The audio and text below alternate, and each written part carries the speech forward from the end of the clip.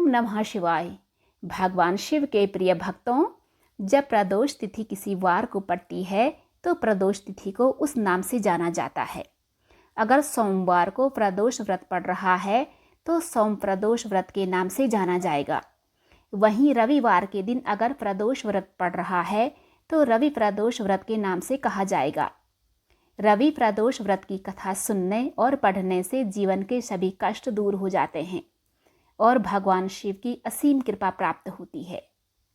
त्रयोदशी के दिन जो वार पड़ता हो उसी का त्रयोदशी प्रदोष व्रत करना चाहिए और उसी दिन की कथा पढ़नी या सुननी चाहिए। रवि, सोम और शनि त्रयोदशी व्रत कथा अवश्य करें। इन सभी से अभीष्ट फल की प्राप्ति होती है। दोस्तों, अब हम जानेंगे रवि प्रदोष व्रत का महात्म्य। एक समय सर्व प्राणियों के हितार्थ परम पावन भागीरथी नदी के तट पर ऋषि समाज द्वारा विशाल गोष्ठी का आयोजन किया गया। विद्वान ऋषियों की एकत्रित सभा में व्यास जी के परम शिष्य पुराणवेता सूत जी महाराज हरि कीर्तन करते हुए पधारे। सूत जी को देखते ही शौनकादि 88,000 ऋषि मुनियों ने खड़े होकर दंडवत प्रणाम किया। महाज्ञानी सूत जी ने भक्ति भाव से ऋषियों को हृदय से लगाया तथा आशीर्वाद दिया। विद्वान ऋषिगण और सब शिष्य आसनों पर विराजमान हो गए। मुनिगण विनीत भाव से पूछने लगे कि हे परम दयालु, कलिकाल में शंकर की भक्ति किस आराधना द्वारा उपलब्ध होगी? हम लोगों को बताने की कृपा कीजिए, जो किसी समय भगवान शंकर ने सती जी को सुनाया था। सूत जी कहने लगे कि आयु वृद्धि और स्वास्थ्य लाभ हेतु त्रयोदशी का व्रत करें। श्रावण मास में तो इसका विशेष महत्व है।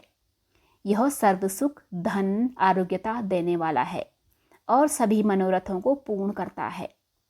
शौनकादि ऋषि बोले, हे पूज्यवर महामते, यह बताने का कष्ट करें कि यह व्रत किसने किया और उसे क्या फल प्राप्त हुआ।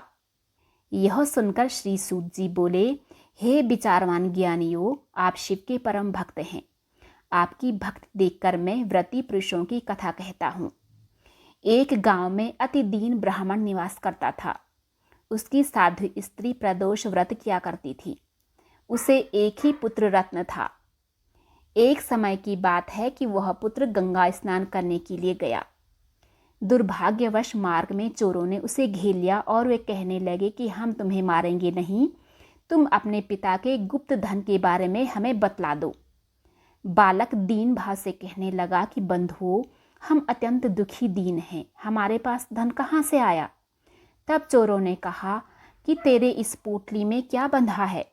बालक ने निसंकोच कहा कि मेरी माँ ने मेरे लिए रोटियां दी हैं।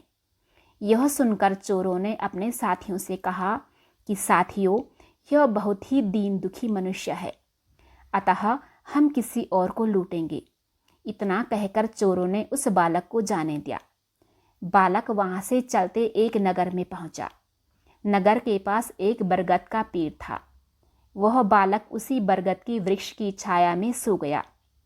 उसी समय उस नगर के सिपाही चोरों को खोजते हुए उस बरगद के वृक्ष के पास पहुंचे और बालक को चोर समझकर बंदी बनाकर राजा के पास ले गए। राजा ने उसे कारावास में बंद करने का आदेश दिया। उधर बालक की माता भगवान शंकर जी का प्रदोष व्रत कर रही थी। उसी रात राजा को स्वप्न हुआ कि यह बालक चोर नहीं है। प्रातः काल ही छोड़ दो, नहीं तो आपका राज्य वैभव सब कुछ नष्ट हो जाएगा।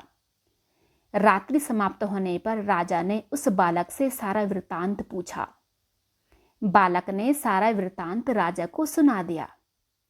बालक की बात सुनकर राजा ने सिपाही भेजकर बालक के माता पिता को पकड़वाकर बुला लिया।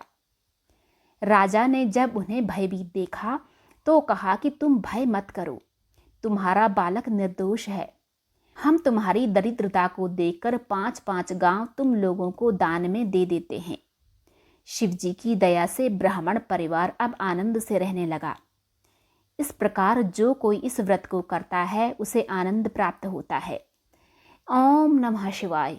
भगवान शिव और मां शक्ति आप सब पर हमेशा अपनी कृपा बरसाए रखें।